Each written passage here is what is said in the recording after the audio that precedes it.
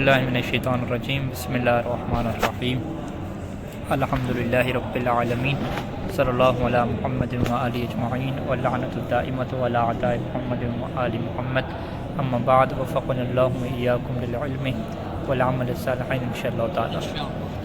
شہید ثانی کی عبارت یہاں پہ پہنچی تھی کہ وموضع الخلاف ما لو اسندہ الی ما قبل الحجر۔ یہ جو اختلاف تھا ہمارا کہ ایک بندہ جب مفلس ہو گیا وہ اقرار کرتا ہے تو آئین کا اگر اقرار کرتا ہے تو وہ نافذ نہیں ہے، دین کا اقرار کرتا ہے تو وہ نافذ ہے، لیکن نافذ ہونے کے باوجود بھی وہ بندہ جو ہے وہ غرماء کے ساتھ شریک نہیں ہوگا۔ ٹھیک ہے جی، کہتے ہیں کہ یہ جو سارا اختلاف ہے کہ غرماء کے ساتھ شریک ہوگا یا نہیں ہوگا، اوپر جو گزرا اختلاف، یہ محل اختلاف کہاں پہ ہے کہ ما لو اسندہ الی ما قبل الحجر، کہ اگر یہ اپنے اقرار کو اسناد دے، ٹھیک ہے جی، جو اس نے اقرار کیا ہے اس کی وہ نسبت دے الی ما قبل الحجر، وہ یہ کہ پابندی لگنے سے پہلے ہی میں نے جو ہے وہ اس بندے کو جو ہے وہ اتنا کیا پیسہ دینا تھا، تو یہ پھر کیا بحث آئے گی۔ اما بعدہ یعنی اما بعد الحجر، اگر وہ اقرار کرتا ہے بعد الحجر کہ میں نے حجر کے بعد جی اس بندے سے کیا قرضہ پکڑا ہے اور اس کو کیا واپس کرنا ہے پابندی کے بعد، تو پھر تو جو ہے وہ واضح ہے کہ یہ تو ایک قسم کا تصرف ہو گیا نا، ٹھیک ہے، تصرف تھا، منہی تصرف تھا، پھر بھی اس نے کر دیا، ٹھیک ہے۔ فإنہ لا ينفذ معجلا، تو یہ جو دین اگر معجل ہے، حالی ہے، تو یہ تو پھر تو بالکل کیا نافذ نہیں ہوگا۔ اگر معجل ہوا، ٹھیک ہے، پھر وہ کیا ہو جائے گا، نافذ ہو جائے گا۔ لا ينفذ معجلا قطعا، معجل ہوگا تو قطعی نافذ نہیں ہوگا۔ معجل کسے کہتے ہیں؟ حالی کو کہتے ہیں۔ اس کے مقابلے میں کیا ہوتا ہے؟ معجل ہوتا ہے۔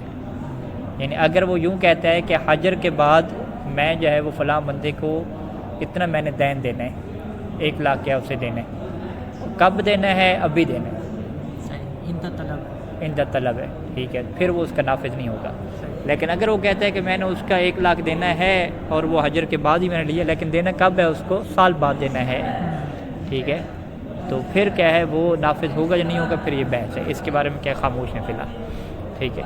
لیکن یہاں پہ کیا کہہ رہے ہیں کہ فإنہ لا ينفذ معجلا قطعا، قطعا کیا مطلب؟ یعنی بلا اختلاف ہے، جس میں فقہاء کا کوئی اختلاف نہیں ہے کہ اقرار بالدین بعد الحجر ينفذ او لا ينفذ، وہ کہتے ہیں کہ لا ينفذ معجلا، معجل تو کیا یقیناً کیا نافذ نہیں ہے، اگر دین معجل اس نے پکڑا ہے عین کے ساتھ تو وہ کیا نافذ یقینی طور پہ نہیں ہے۔ اچھا، ایک اور بحث یہاں پہ ہوتی ہے کہ نام لو اسندہ الی ما یلزم ذمتہ، کہ اگر وہ اپنے اقرار کے اسناد دے ایسی کام کی طرف کہ یہ کام جو ہے مجھ سے سرداد ہوا کہ جس کی وجہ سے میرا ذمہ کیا ہو گیا، مشغول ہو گیا ہے، ٹھیک ہے جی، کیا اتلاف مال او جنایت، اب وہ کام کون سا ہو سکتا ہے؟ اتلاف مال، کسی کا مال کیا اس نے تلف کیا، ٹھیک ہے، یعنی اس کا مطلب کیا ہے؟ ٹوٹلی طور پہ نقصان جسے کہتے ہیں نا، ہاں، ابھی پہلے والا اقرار کیا تھا؟ اس میں نقصان نہیں تھا، یہ کہہ رہا ہے کہ اس سے میں نے پیسہ پکڑا ہوا ہے، اس کو دینا ہے، یعنی وہ اس نے لے بھی لیا، پھر پیسہ اس کے پاس آ بھی گیا نا، آ بھی گیا، پھر اس نے کیا اس کو واپس بھی کرنا ہے، اس کے ذمے پہ ہے، تو وہ نقصان کی بات نہیں ہوتی یہاں، تو خالص کیا ہے؟ نقصان کی بات ہے کہ اتلاف مال، ہاں، یعنی اس سے ہم کیا کہتے ہیں کہ یہ جو ابھی وہ کام کر رہا ہے اتلاف مال یا جنایت، جنایت کسی کا قتل ہو گیا اس سے، ٹھیک ہے، سر پھوڑ دیا، کسی کا جو ہے مال اس نے تلف کر دیا، ٹھیک ہے، تو اس وجہ سے کہتے ہیں کہ یہ بحث ہوتی ہے کہ کیا اگلا بندہ شریک ہو یا شریک نہیں ہوگا، یہ بحث ہوتی ہے۔ تو اگلا جو بندہ ہے وہ کہتا ہے کہ بھائی میری اس نے جو ہے وہ گاڑی جو ہے وہ کیا کر دی، تباہ کر دی، ٹھیک ہے، یا جو ہے وہ میرا بندہ جو ہے وہ مار دیا، میرے بیٹے کو قتل کر دیا، تو مجھے جو ہے وہ چاہیے اس کا بس، ٹھیک ہے جی۔ اب ہم اس بندے کو کیا کہیں گے کہ بھئی آپ کو پتہ نہیں تھا کہ یہ بندہ کیا ہے؟ مفلس ہے، اور اس کے ساتھ جو بھی معاملہ کرے گا اسے کیا کچھ بھی نہیں ملے گا، ٹھیک ہے، تو وہ کیا کہے گا؟ بھی میں نے معاملہ تھوڑی کیا ہے، یہ تو اتفاقاً چیز ایسی آ گئی ہے بغیر اختیار کے صحیح بات ہے کہ مجھے جو ہے وہ اس سے پیسے لینے پڑ گئے. جنایت ہے تو یہاں پہ ہم کیا کہیں گے کہ ٹھیک ہے جی آپ پھر کیا ہو جائیں شریک ہو جائیں, برا منشا کیونکہ آپ نے جو غرماء کے ساتھ شریک ہونے کے لیے جو کام کیا ہے وہ آپ کے اختیار میں ہے ہی نہیں, اصلاً کوئی آپ نے کام ہی نہیں کیا. ٹھیک ہے جی, وہ بغیر اختیار کے ہیں. تو اسی وجہ سے کیا کہہ رہے ہیں کہ شارک لو اسند الی ما یلزم ذمتہ شارک. شارک کا کیا مطلب, بین الغرماء یعنی المقر لہو, المقر لہو کیا شریک ہو جائے گا غرماء کے ساتھ. اب یہاں پہ وہ کیسے شریک ہوگا, کیا یہاں پہ حق غرماء تلف نہیں ہو رہا؟ کہتے ہیں کہ اس وجہ سے کہ لوقوع سبب بغیر اختیار المستحق, مستحق کے اختیار کے بغیر کیا سبب واقع ہو گیا. کون سا سبب؟ شراکت کا سبب. کہ جو شراکت کا سبب ہے اس میں مستحق جو ہے نا, مستحق سے کیا مراد ہے؟ مقر لہو. وہ جو مقر لہو ہے اس کا اختیار تھا ہی نہیں, اس کے اختیار کے بغیر کیا یہ بندہ کیا ہو گیا؟ شریک ہو گیا. تو فلا تقصیرہ, تو یہاں پہ مستحق کی کوئی کوتاہی ہے ہی نہیں کہ آپ اسے کہیں کہ بھی آپ کو کچھ نہیں ملے گا. اس کا اختیار نہیں تھا, مستحق مقر لہو. پر لگا. یعنی یہاں پہ اس عبارت میں یہ بات نہیں ہے کہ یہ جو خود مفلس ہے اس کا اختیار تھا یا نہیں تھا. نہیں, اس نے تو جنایت کری ہے, اختیار سے گاڑی توڑی. ہاں, اس کا نہیں تھا. بالکل وہ اپنے اختیار سے بھی یہ کام کر سکتا ہے. ہاں ٹھیک ہے, تو اختیار سے جو کام کرے گا ایسا فعل انجام دے گا کہ جس کی وجہ سے اس کے ذمہ پہ کوئی چیز آئے گی, تو ہم دیکھیں گے کہ اگلا بندہ اگر جو ہے وہ بلا اختیار ہے, تو اگر اگلا بندہ بلا اختیار ہوگا تو وہ پھر شریک ہو جائے گا. ٹھیک ہے, کیونکہ فلا تقصیرہ, اگلے بندے کی کوئی کوتاہی نہیں ہے. ٹھیک ہے, تاکہ آپ اسے کہیں کہ آپ جو ہے وہ شریک نہیں ہیں کہ غرماء میں. بخلاف المعامل, معامل کیا ہے؟ جس کے ساتھ معاملہ کیا جاتا ہے. ٹھیک ہے, معامل بھی پڑھ سکتے ہیں, معامل بھی پڑھ سکتے ہیں, دونوں کے اعتبار سے ٹھیک ہے. یعنی جو معاملہ کرنے والا ہے یا جس کے ساتھ معاملہ کیا جا رہا ہے اس کی یہ چیز کیا برخلاف ہے. کیونکہ جو معاملہ اور عقد ہوتا ہے اس میں بنیادی شرط کیا ہوتی ہے کہ محجور نہ ہو, کہ ان اختیار ہو, اگلا بندہ کیا کرے؟ اپنے اختیار سے کرے. تو وہ بندہ جب اپنے اختیار سے کرے گا تو ہم اسے کہیں گے کہ آپ نے شرائط ہی پوری نہیں کی, کیونکہ محجور علیہ سے کوئی چیز خریدنا یا اور اسے کوئی چیز فروخت کرنا یہ کیا ہوتا ہے؟ جائز نہیں ہوتا, معاملہ نافذ نہیں ہوتا. نہیں عنہ. تو لہٰذا یہ جو آپ کا اپنا اختیار تھا کہ آپ کیا شرائط کی تحقیق کرتے, اور اگر آپ کو پتہ تھا تو آپ کا معاملہ کیا ہے؟ باطل ہے. پتہ نہیں تھا, بعد میں پتہ چل گیا تو پھر بھی معاملہ کیا ہے؟ باطل ہے آپ کا, آپ کا شریک مرتد نہیں ہو ہو. گیا پھر بھی آپ مطالبہ نہیں کر سکتے. اچھا کا یہ جو نہیں, اس سے اگر پتہ نہیں تھا اس کے معجور ہونے کا, پتہ نہیں پھر تھا تو تو- مطالبہ کر سکتے ہیں. جب پتہ تھا پتہ تھا تو پھر تو تقصیر ہو جائے گی, پھر تقصیر کو, ہاں پھر تو خود اس نے کوتاہی کی جان بوجھ کے. اور اگر دین جو ہے وہ مثلا معجل ہے تو پھر کیا ہوگا؟ یہ تو حالی کی بات ہو گئی, لا ينفذ معجلا قطعا. ٹھیک ہے, حالی تو ٹھیک ہے, نافذ نہیں ہوگا. معجل ہوگا کیا؟ معجل بھی یہاں پہ یعنی وہ فرق آئے گا مدت کے اعتبار سے, کہ جب اس کا مال تقسیم ہو رہا ہوگا نا, اگر اسی ٹائم پہ اس کی مدت آ رہی ہے پھر تو وہ شریک نہیں ہوگا, کیونکہ پھر تو باقیوں کا حق کیا ہے, اس میں حق تلفی ہو رہی ہے. اگر تقسیم ہو جائے گی مدت اور اس کی مدت اس ٹائم پہ نہیں آئے گی, بہت بعد میں آئے گی, یعنی اتنی بعد میں آئے گی کہ باقیوں کا حق اس سے تلف نہیں ہوتا, تو پھر یہ کیا ہو جائے گا؟ نافذ ہو جائے گا. یعنی قانون یہی رہے گا کہ یہ اس سے ہم تب شریک کریں گے کہ جب اس کے شریک ہونے کی وجہ سے باقی غرماء کے حق میں جو ہے وہ کمی پیدا نہ ہو. ہم کہتے ہیں بھائی اس نے جو دین لیا تو ظاہری بات ہے, اس نے عقد کیا, معاملہ کیا, معاملہ کرنا اس کے لیے جائز نہیں تھا, اس نے کیا, تو پھر ایسا نہیں کہ یہ راسن یعنی نافذ ہی نہیں ہوگا, اصلا نقدی نہیں ہوا کوئی چیز, یعنی معجل بھی نافذ نہیں ہوگا. ہاں بشرطے کہ وہ جو معامل تھا اس کو علم ہو کہ ہاں بھائی یہ معجون عن ہے, اس کے باوجود اس کو نہیں, مثلا اس نے تو پیسہ لے لیا نا اس سے, واپس اس نے کب کرنا ہے؟ واپس کرے گا تو تصرف کرے گا نا اپنے وال. یہ جو پیسہ جو آیا ہے, یہ جو تملیک ہوئی ہے, یہ عقد کے ذریعے ہوئی ہوگی نا. دین کے تصرف تو جائز ہے نا. دین کیسے لے سکتا ہے کوئی؟ تو محجوراً دین لے سکتا ہے, بتائیں. دین کے اقرار کر سکتا ہے نہیں کر سکتا؟ اقرار کی بحث کر ہے. سکتا ہے, معاف مشکل. ہاں تو اقرار کی بحث ہے نا. بعد الحجر اقرار کی بات ہو رہی ہے نا. ہاں بعد الحجر اقرار کی بات ہو رہی ہے. حجر وہ کیسے کر رہا ہے؟ مطلب یہ کہ یہ معاملہ بعد الحجر ہوا ہے, قبل الحجر نہیں ہوا, تو یہ کر ہی کیسے رہا ہے معاملہ؟ میرا یہ ہے. ہاں نہیں, آپ کا سوال ٹھیک ہے کہ بعد الحجر اقرار کا مطلب یہ ہے کہ اس نے بعد الحجر معاملہ کیا ہے, ہاں نا, جب اور بعد الحجر معاملہ کرنے سے اسے منع کر دیا تھا, تو چاہے معجل ہو یا معجل ہو دونوں کیا باطل ہونے چاہیے. یہ اچھا نقطہ ہے. ٹھیک ہے. بہرحال انہوں نے یہاں پہ کچھ نہیں لکھا. یوں کہا جائے کہ بھائی کو جو معامل تھا اسے نہیں معلوم تھا, وہ جاہل تھا اصلا کہ نہیں معلوم کہ یہ محجور عنہ ہے یا نہیں ہے, اور اس نے معاملہ کر دیا ہے, اس نے معاملہ کر دیا. پھر بھی معاملہ باطل ہوگا نا, باطل ہوگا تو ہو جائے گا, لیکن بات یہ ہے کہ اس کا ذمہ تو مشغول ہو گیا. ہاں ذمہ مشغول ہو جائے گا نا, ذمہ دینا پڑے گا, تو دین تو ہو جائے گا. اچھا جی. اگلا جو عنوان بحث ہے کہ یمنع المفلس من التصرف المبتدأ. ٹھیک ہے. فسخ کرنے میں دین نہیں آئے گا نا, حق کا فسخ نہیں, باطل ہو چکا ہے, یعنی از خود باطل ہو چکا ہے. از خود جب باطل ہوگا تو جب مطالبہ کریں گے تو آپ نہیں, جب عقد باطل ہو جاتا ہے تو کیا کرنا پڑتا ہے, پیسہ واپس کرنا پڑتا ہے. یہ بہتر. ہاں وہی دین نہیں آئے گا نا. ہاں دین پھر اسے نہیں کہیں گے, دین اسے نہیں کہیں گے, وہی جو اس کا عوض باقی ہے وہ واپس کرنا پڑے گا. اگر وہ باقی نہ ہوا ہے بس تلف ہو گیا تو پھر اس کا ذمہ پڑے گا, پھر تو دین ہوگا. یہ بات ہے بدیہی ہے, کیا لائے. ہاں اگر وہ تلف ہو گیا مال تو پھر اس کا عوض آئے گا, یعنی پھر وہی دین آ جائے گا. ٹھیک ہے. اچھا جی. یمنع المفلس من التصرف المبتدأ. مفلس کو جو ہے وہ تصرفات سے جو ہے وہ روکا گیا ہے. تصرفات کی جو ہے وہ دو قسمیں ہوتی ہیں. تصرف مبتدأ یعنی جو ابھی سے کیا کرے گا, تصرف کرے گا بعد الحجر, اور ایک وہ تصرف ہے کہ جو ابھی سے نہیں کر رہا, وہ قبل الحجر کیا تھا تصرف تھا. تو قبل الحجر والا تصرف کیا ہے, اس کا صحیح رہے گا.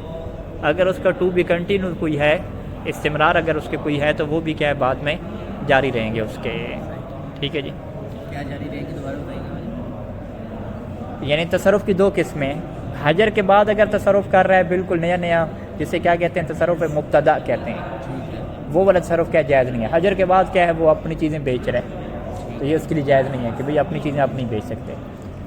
اگر جو ہے وہ اس نے حجر سے پہلے چیز بیچی ہوئی تھی, چیز پہلے بیچی ہوئی تھی, پیسہ پکڑا ہوا تھا, اب یہ تصرف تو ختم ہو گیا, لیکن اس کی کیا ہے کچھ باقیات ہیں, کچھ اثر ہیں. وہ اثر کیا ہو سکتا ہے کہ فرض کریں کہ اس چیز کے اندر کیا ہے نقص آ گیا, عیب آ گیا. اس نے چیز خریدی تھی, فرض کریں بیچی نہیں تھی, اس نے چیز خریدی تھی اور کیا پیسہ اپنا دیا تھا. اب وہ چیز اس کے پاس پڑی ہوئی ہے نا, خریدی ہوئی. اب وہ کیا کرتا ہے کہ یہ چیز اٹھا کے ان کو واپس کر رہا ہے. علماء کہتے ہیں بھئی کدھر واپس کر رہے ہو, یہ چیز رکھو, ہم نے بیچنی ہے, اس سے پیسے پورے کرنے ہیں, تم یہ تصرف کر رہے ہو. وہ کہے گا نہیں میں تصرف نہیں کر رہا, میں نے یہ چیز پہلے سے خریدی ہوئی ہے, ابھی اس کے اندر کیا ہے مشکل پیدا ہو گئی ہے, یہ چل نہیں رہی ہے, کوئی اس کے اندر عیب ہے, تو میں نے یہ چیز کیا کرنی ہے واپس کرنی ہے. یہ جو چیز کو واپس کرنا ہے اسے کیا کہتے ہیں, تصرف مبتدأ نہیں کہتے, اسے کیا کہتے ہیں کہ وہ تصرف سابق ہی ہے. یہ تصرف سابق کا کیا ایک حصہ ہے, اثر ہے اس کا. جب یہ چیز واپس کرے گا تو ظاہر وہاں سے پھر وہ آئے گا مال, پیسہ آئے گا, تو وہ پھر اس میں ہاں وہ اس پہ پھر پابندی لگ جائے گی. ہاں پھر پابندی لگ جائے گی, وہ تو کھلا کے مال پہ, کیونکہ اس میں فرق ہو سکتا ہے نا. وہ جو چیز فرض کریں واپس کر رہا ہے, اس کی مارکیٹ ویلیو کیا ہے 2 لاکھ کی ہے, اور اس نے کتنا مال دیا ہوا تھا 1 لاکھ دیا ہوا تھا, تو ابھی پیسہ 1 لاکھ آئے گا. تو علماء تو ٹینشن میں پڑ گئے نا. ٹھیک ہے. وہ تو کہہ رہے ہیں کہ چیز تو اچھی ہے, یہ کیوں واپس کر رہے ہیں. ٹھیک ہے. لیکن یہ بندہ ہے الٹے ذہن کا, یہ کہتا ہے کہ نہیں میں نے جو ہے واپس کرنی ہے, کہ انہوں نے میرے ساتھ دھوکہ کیوں کیا. ٹھیک ہے. چیز مجھے جو ہے وہ عیب والی کیوں دی ہے, مجھے اصل مال چاہیے تھا. ٹھیک ہے. واضح. یا خیار فسخ, اسی وجہ سے خیار عیب میں یہ بحث آتی ہے, یعنی سید اول کی بھی کچھ کتابوں میں ہے کہ وہ کہتے ہیں اس طرح کا اگر وہ فسخ کر رہا ہے کہ جس میں غرماء کا نقصان ہو رہا ہے, تو یہ حکمت کے خلاف ہے.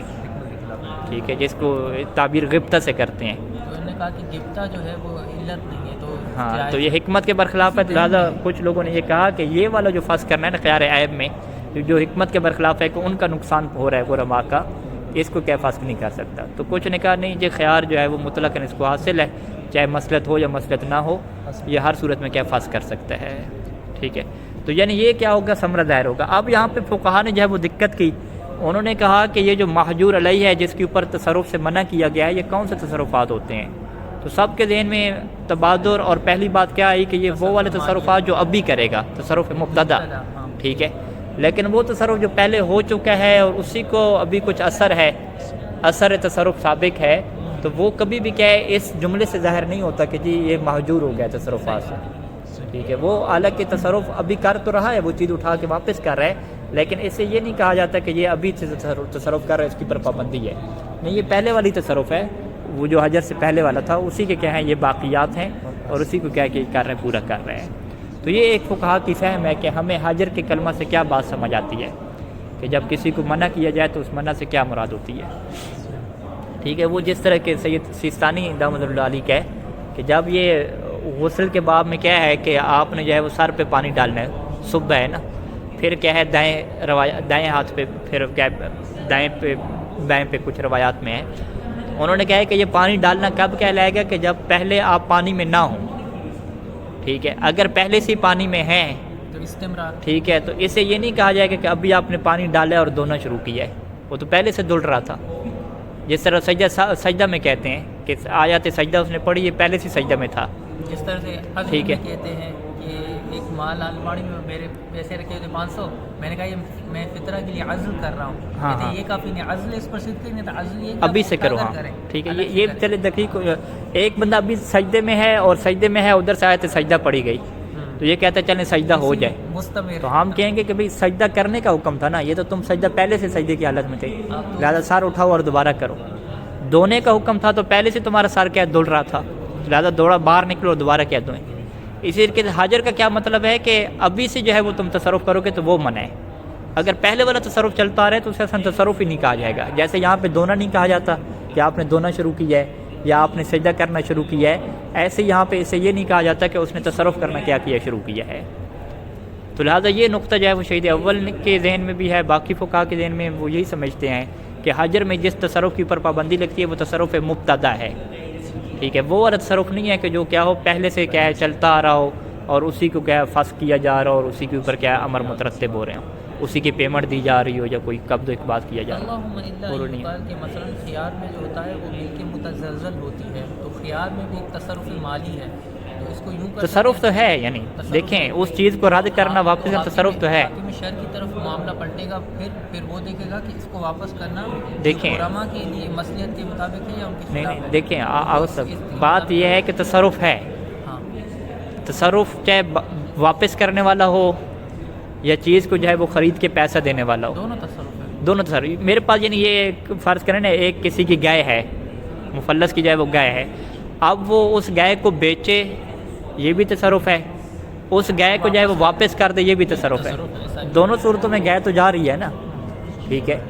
لیکن ہم یہ کہیں گے کہ جب یہ جملہ کہا جاتا ہے کہ آپ کے اوپر پابندی ہے تصرف کرنی تھی، اس سے کیا مراد واپس کرنے والا تصرف ہوتا ہے یا بیچنے والا تصرف ہوتا ہے؟ اس سے سمجھ آپ کو کیا بات آتی ہے؟ تو وہ کہتے ہیں کہ اس سے ہمیں یہ بات سمجھ آتی ہے کہ جو ابھی بیچے گا تصرف کرے گا یہ والا تصرف حرام ہوا ہے.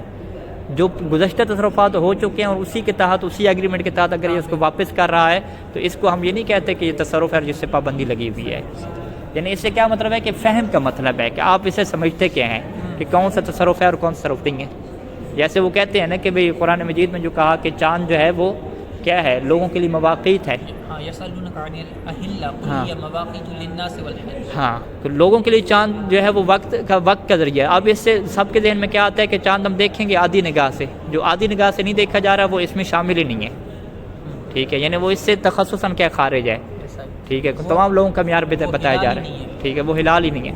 اسی طریقے سے یہاں پہ ہے کہ یہ جو تصرف آپ کر رہے ہیں، کون سا تصرف کر رہے ہیں؟ چیز کو واپس کر رہے ہیں. اصلاً یہ وہ تصرف ہی نہیں ہے جس سے روکا گیا ہے. ٹھیک ہے. بات واضح ہوئی. تو جب شہید اول نے یہ کہا کہ یمنع المفلس من التصرف ہے کہ مفلس کو تصرف سے روکا گیا ہے، تو شہید ثانی نے کیا کیا؟ درمیان میں المبتدا کا اضافہ کر دیا. ٹھیک ہے. تو شہید اول کیا کہیں گے؟ بھئی یہ تو بدیہی ہے. ٹھیک ہے.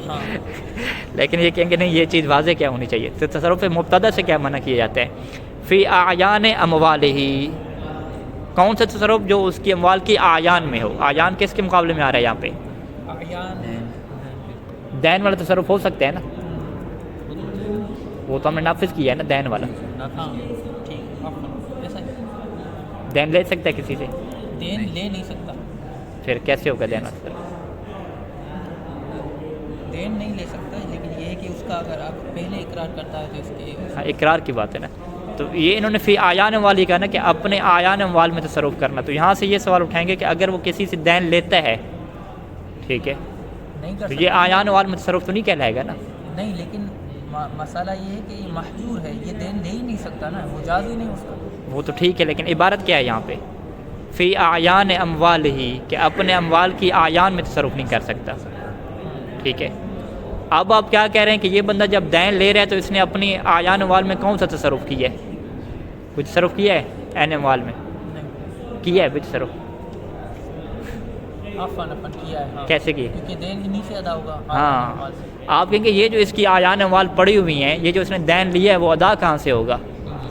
انہی کے اندر سے ادا ہونا ہے نا۔ تو اس سے کیا کہا جائے گا کہ اس نے اپنی عین اموال میں تصرف کر دیا، باقی غرماء کا کیا ہو گیا؟ حق تلف ہو گیا ایک طرح سے۔ تو وہ غرماء کو دینے 1 لاکھ تھے اور اس نے 50 کہیں اور سے پکڑ لیا، اب ان کی کیا قیمت تھوڑی ہو جائے گی، کیونکہ اس کو 50 کسی اور کو بھی دینے۔ تو لہٰذا جو ہے وہ آیان اموال میں تصرف ہے، وہ چاہے کسی سے دین پکڑے پھر بھی آیان اموال میں تصرف کہلائے گا، خود اس عین کو بیچے پھر بھی کیا کہلائے گا؟ تصرف کہلائے گا۔ اچھا، شہید ثانی ایک چیز کی قید لگا رہے ہیں کہ آیان اموال میں ایسا تصرف کرنا کہ المنافی لحق الغرماء، کہ ایسا تصرف ہو کہ جو غرماء کے حق کے منافی ہو۔ اس کا مطلب ہے کہ شہید ثانی کچھ ایسی مثالیں رکھتے ہیں کہ جہاں پہ آیان اموال میں تصرف ہوگا اور وہ جائز ہوگا، کیونکہ اس میں غرماء کے حق کی کوئی کیا ہے؟ حق تلفی نہیں ہو رہی۔ وہ کون سا تصرف ہوتا ہے؟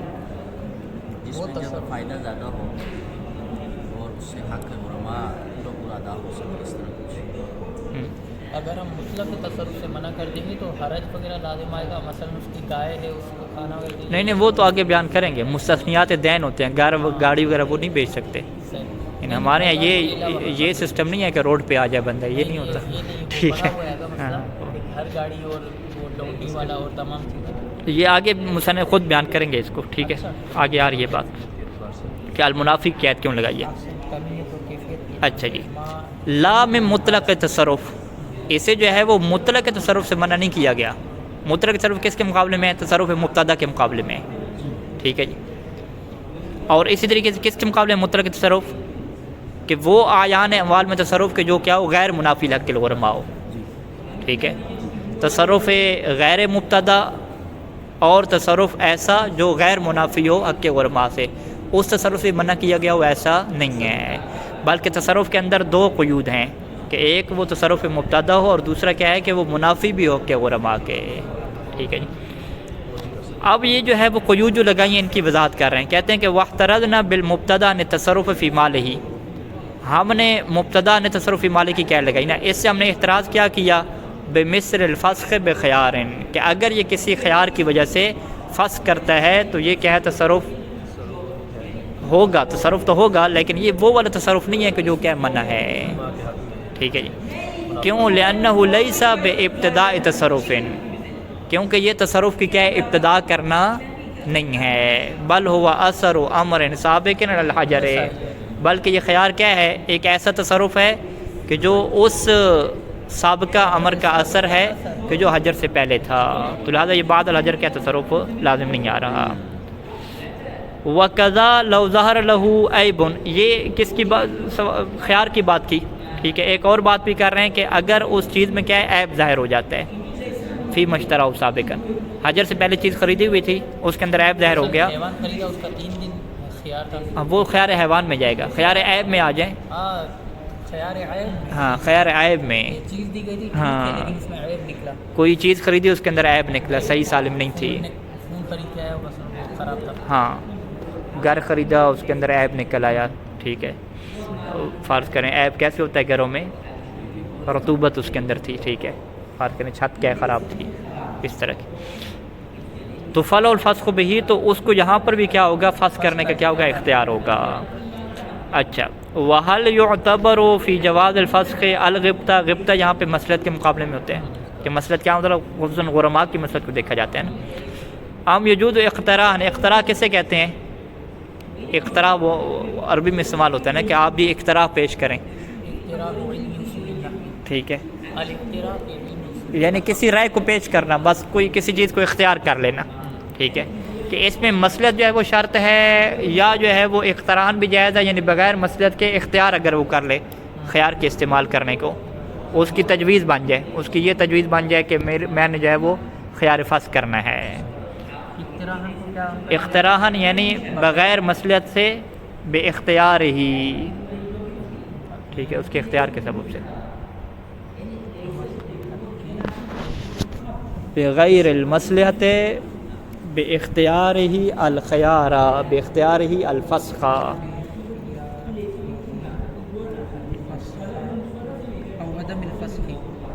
فسخ ہی کرے گا, عدم فسخ میں بحث ہی نہیں ہے. ٹھیک ہے.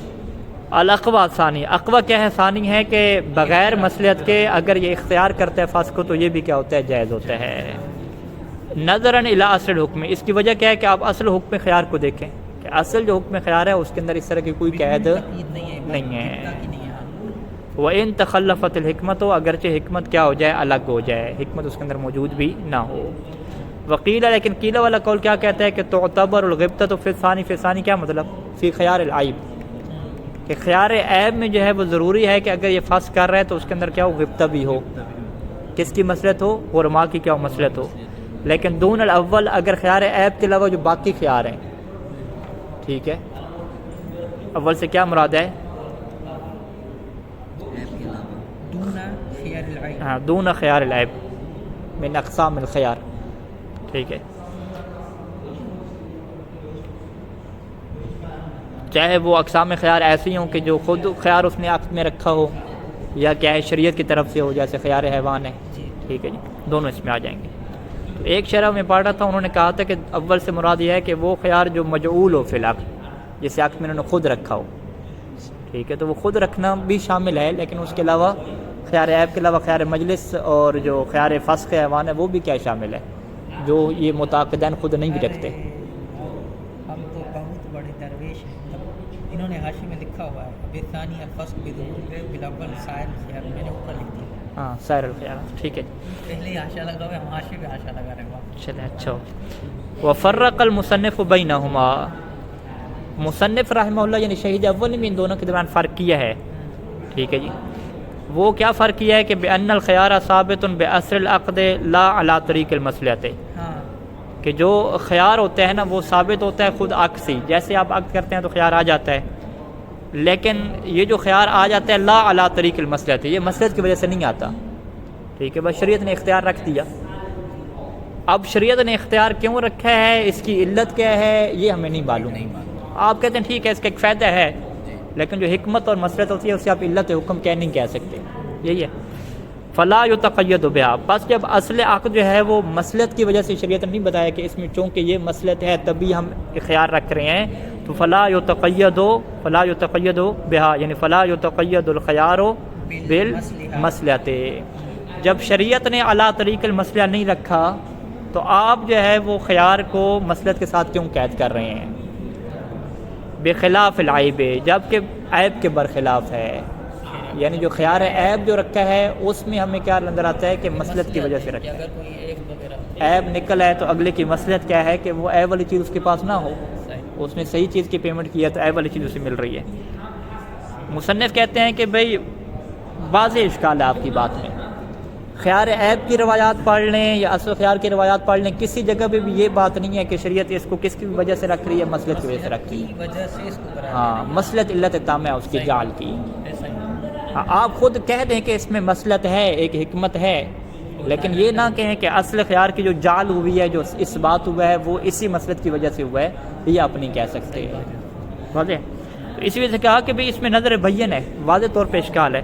لأن كل منهما ثابت بأصل العقد على غیر جهة المصلحت. كل منهما کیا مطلب, یعنی خیار عیب ہو یا سائر خیارات ہوں, دونوں کے دونوں ثابت ہیں بأصل العقد, خود عقد کی سبب سے, اور على غیر جهة المصلحت, مصلحت والی یہاں پہ بات ہی نہیں ہے.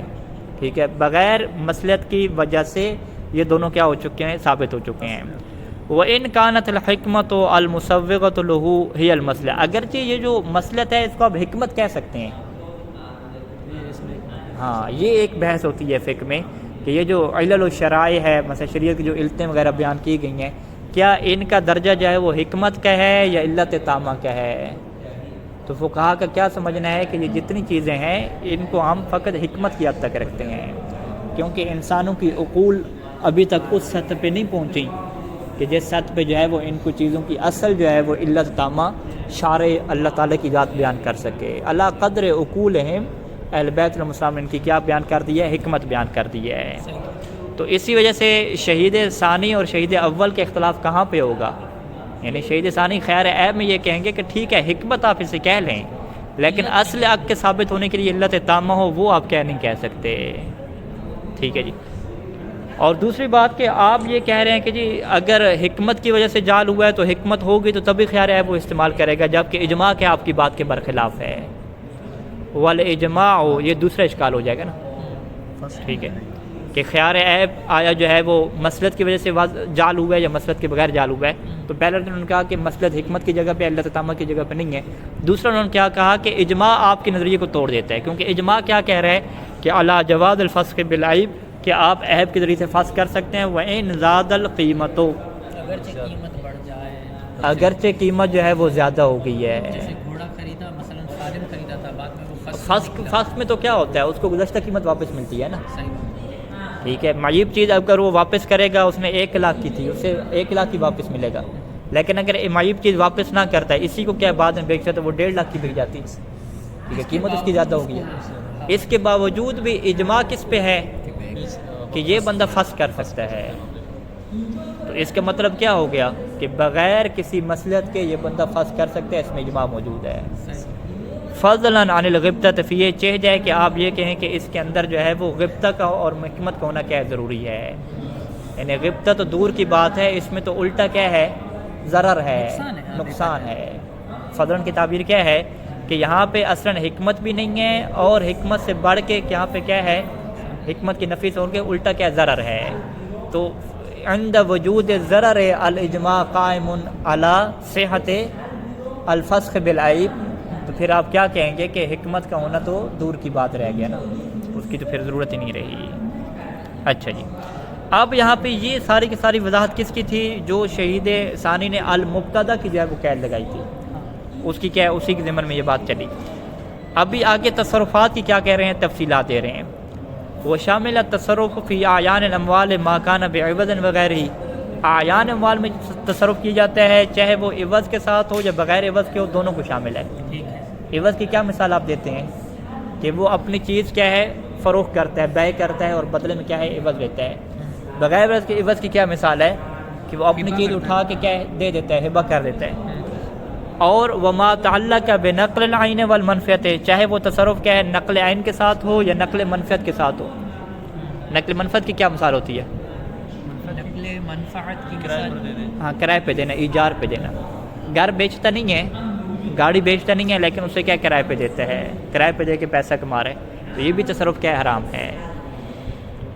وخارج بہ التصرف فی غیرہ، وخارج بہ یعنی التصرف فی اعیان الاموال کا نا، تو کہتے ہیں کہ اعیان اموال کی قید سے کون سا تصرف خارج ہو گیا کہ فی غیر المال یا فی غیر العین، یوں کر کے ضمیر پلٹانی پڑے گی، فی غیر تصرف فی اعیان الاموال، پوری اگر ضمیر پلٹائیں۔ وخارج به یعنی خارج بالتصرف فی اعیان الاموال التصرف فی غیر اعیان الاموال، ٹھیک ہے، یہ خارج ہو گیا۔ نکاح طلاق یہ کیا ہے، عین مال میں تصرف نہیں ہے، ہاں مہر دینا جو ہے وہ عین میں تصرف ہوگا، فقط نکاح تو نہیں ہے۔ اسی طریقے سے استیفاء القصاص، قصاص لے لینا، قصاص میں کیا ہوتا ہے قتل کر دیں نا کسی کو، ٹھیک ہے۔ والعفو عنہ، اور اسی طریقے سے کیا ہے کسی کے قصاص کو معاف کرنا، ٹھیک ہے، یہ بھی کیا ہے عین میں تصرف نہیں ہے۔ اور وما یفید تحصیلہ، اور وہ تصرف بھی خارج ہو جاتا ہے کہ ما یفید تحصیل العین، مال کو حاصل کرنے ہاں کہ جو عین کے کیا ہے حاصل کرنے کا سبب ہو، نہ کہ عین کے جانے کا سبب ہو۔ احتطاب کسے کہتے ہیں، لکڑیاں جمع کرنا، ہاں لکڑیاں جمع کرنا۔ اتحاب کسے کہتے ہیں، ہبہ قبول کرنا۔ اور قبول الوصیت، وصیت قبول کرنا، ٹھیک ہے جی، وصیت قبول کرے گا، اگر وصیت کی کہ میرے مرنے کے بعد یہ پیسہ آپ کا، میں نے کہا ٹھیک ہے جی قبول کرتا ہوں۔ ہاں اب یہ جب لکڑیاں جمع کر کے لائے گا، گفٹ ملا لے کر آئے گا، وصیت والے پیسے لے کر آئے گا، تو پھر اس کے اوپر کیا لگ جائے گی، پابندی لگ جائے گی۔ وَإِن مُنِعَ مِنْهُ بَعْدَهُ، یعنی بعد تحصیل العین، بعد تحصیل العین اس سے کس سے منع کر دیا جائے گا، من التصرف، دوبارہ اس میں تصرف سے کیا کر دیا گیا، اس سے منع کر دیا جائے گا۔ وبالمنافی، اب یہاں پہ شہید اول کی قید آ گئی، جو ہم نے قید سوال رکھا تھا کہ بھئی تصرف کے ساتھ منافی کی قید کیوں لگائیے، کون سی منافی کی قید تھی، ہاں وہ ایسا تصرف کہ جو حق غرماء کا کیا ہو، منافی ہو، ٹھیک ہے۔ وبالمنافی عن وصیتہ و تدبیرہ، منافی سے کیا مراد ہے کہ وہ تصرف اس سے ہم نے یعنی احتراز کی، پوری عبارت کیسے بنے گی، نہیں وخارج سے بنے، وخارج بہ التصرف فی غیرہ वखारजा बिलमुनाफी नहीं बल्कि एहतराज़ की पर अतफ़ी करना पड़ेगा। हाँ एहतराज़ ना नीचे हाशिए में भी एहतराज़ ना है, ठीक है, बिलमुनाफी नहीं बन रहा।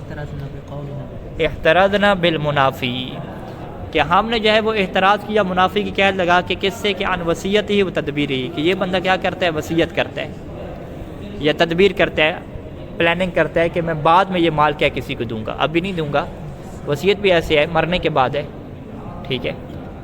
तो फ़इन्नहुमा युख़रजान मिन सुलुस बाद वफ़ाए दैन, तो यहाँ पे नतीजा क्या निकलेगा कि उसकी जो वसीयत और तदबीर है ना, ये वो जो है वो तफसीरिया मुझे ला कर है, कोई अलग चीज़ नहीं है, वसीयत और तदबीर एक ही चीज़ है। या अगर फ़र्क हो तो फिर भी तदबीर का मतलब क्या होगा, बादल मौत ही होगा, ठीक है। फ़इन्नहुमा युख़रजान मिन सुलुस, तो ये तदबीर वो तो नहीं है ना, गुलाम को आज़ाद करना। हाँ हाँ ठीक है ठीक है ठीक है ठीक है, हाँ आसन तुम सही पहुँचे आप। वसीयत क्या हो गई कि मेरे मरने के बाद ये माल उसको दे दूँ, और तदबीर क्या होगी, वो गुलाम को आज़ाद करना। अंता हुर्रुन दुबरा वफ़ाती, कि मेरे मरने के बाद तुम क्या हो, आज़ाद हो, आब्द मुदब्बर जैसे कहते हैं। आसन तो ये जो वसीयत और तदबीर है ये दोनों क्या हैं, उसकी मौत के बाद है ना, वसीयत भी मौत के बाद, तदबीर मौत के बाद।